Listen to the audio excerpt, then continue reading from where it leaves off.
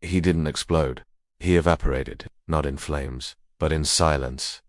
There was no breakdown, no final straw. Big moment, just a slow vanishing of self, so subtle it almost looked normal. He still went to work, still replied to texts, still posted birthday wishes in the group chat, but somewhere in the middle of doing everything he was supposed to do, he stopped feeling anything at all. No one saw it happen, because there's no funeral for the death of emotion. No ceremony when a man decides quietly that his feelings are a threat to his survival, that it's safer to shut down than to show up.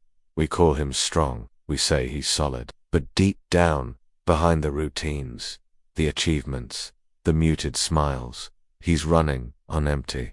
And the most dangerous part, we praise him for it. We clap for men who don't flinch, don't cry, don't talk, because silence looks like discipline, until it becomes disappearance. This isn't a mental health crisis. It's a cultural job description, handed to boys who become men, who forget how to be human. And the paycheck, divorce, addiction, loneliness, that feels like it'll swallow you whole. Burnout, this is the job no one talks about. The one every man gets offered, the one killing them softly, from the inside out. Chapter 1.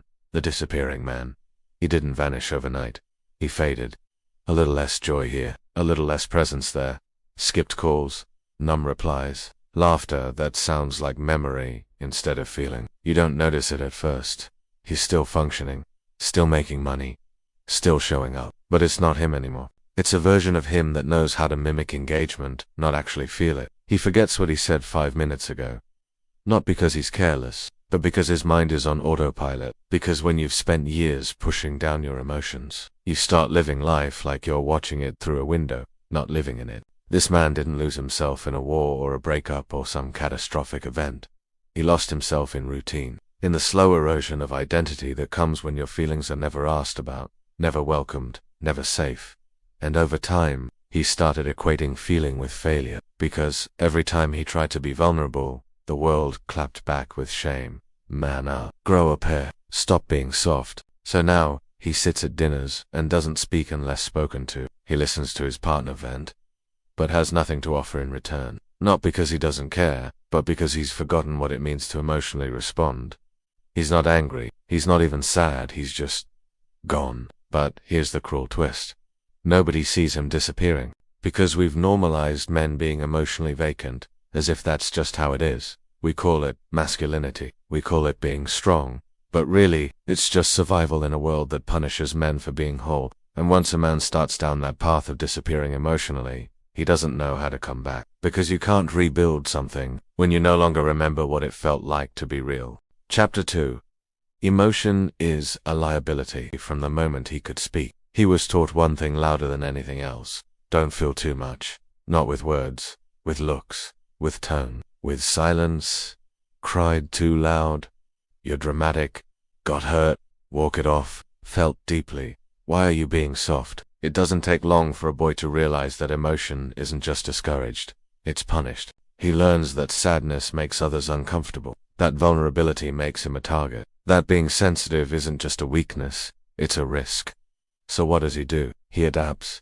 He replaces softness with sarcasm, replaces curiosity with control, replaces emotion with performance. He becomes the version of himself that gets accepted, respected, rewarded. The world pays him in compliments for his emotional numbness. You're so chill and bothered, king. You handle stress like a boss.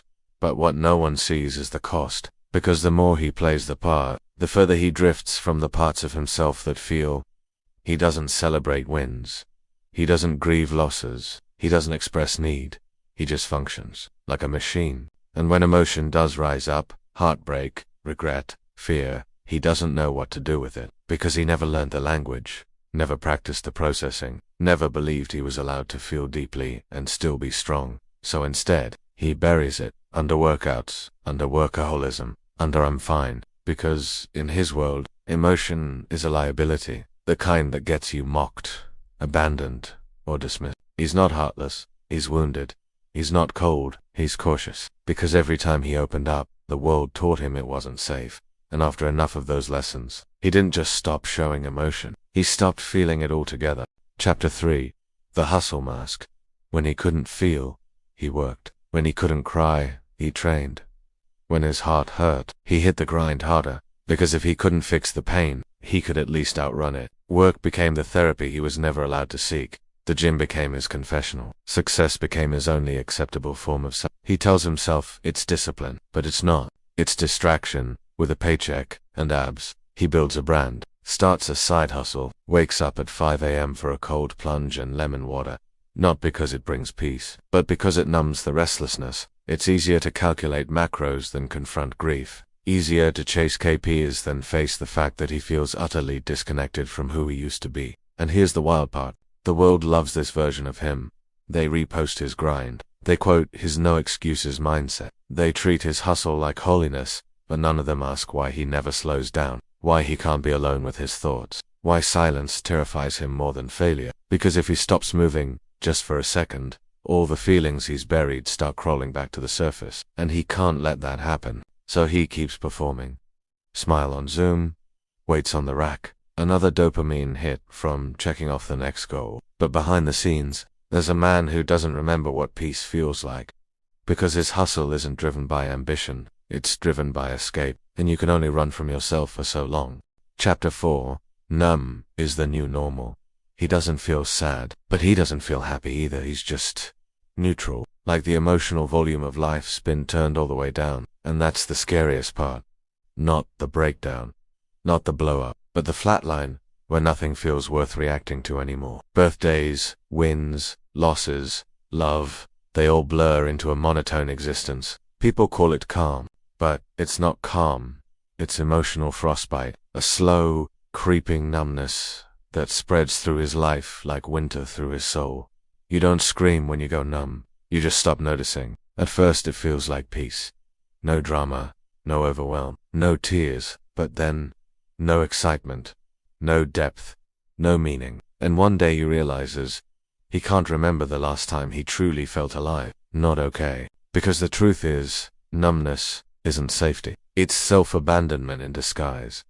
A defense mechanism that becomes a prison. He's not unreachable because he doesn't care. He's unreachable because he used to care too much, and it almost broke him. So now he survives by staying frozen, detached, untouched, because feeling anything would mean facing everything he's been running from. And yet, numbness doesn't protect you from pain, it just blocks out joy too.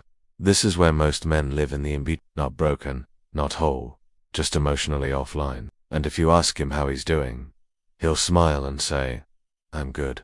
But deep down, he knows he's gone. Chapter 5, High Functioning. Low feeling. He's not the guy curled up in bed, missing deadlines. He's the guy who always delivers. Emails answered, calendar packed, muscles tight, smile rehearsed. He looks like a success story. On paper, crushing it. In photos, composed. At dinner, quietly confident. But peel back the layers, and you'll find a man who hasn't felt anything real in years. Because this is the most dangerous kind of broken. The kind that hides behind high performance. No one checks in on him. No one suspects a thing. Because he's functioning. And in this world, functioning equals fine. He's mastered how to move forward with no emotion. That promotion, cool. That breakup, whatever. That health scare, handled.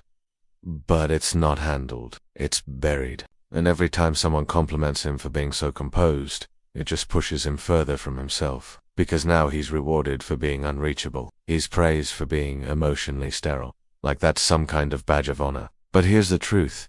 The longer he keeps this up, the more disconnected he becomes. Not just from others, but from his own life. He starts watching himself like a character in someone else's movie. No depth, no plot, just scenes. He doesn't trust peace. He doesn't even crave happiness anymore. He just wants to not feel anything bad, so he blocks it all. And yet, he feels the emptiness creep in during the quiet moments, the dead space between tasks, the fake laughs at parties, the silence after success. That's when it hits. He's not fine. He's just empty at a high level. And the worst part, he has no idea how to come back from it, because nobody ever told him.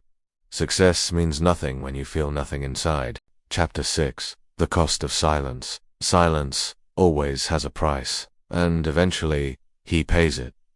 At first it's small, a relationship that feels more like roommates, a text he never answers, an emotion he can't explain, But then it gets heavier. One day, he snaps at someone he loves, and doesn't know why. One night he drinks too much, and doesn't know what he's trying to forget. One morning, he wakes up and realizes he doesn't want this life. He just built it because he didn't know how to build anything else. Because when a man stops feeling, he doesn't stop hurting. He just delays it, pushes it down, layers it under I am busy and I am fine and I've got this. But the body remembers.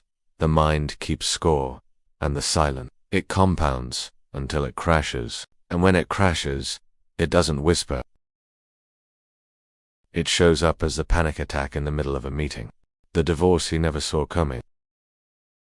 The rage that erupts over something stupid, because it's never about that one thing. It's about all the things he never said, never felt, never healed.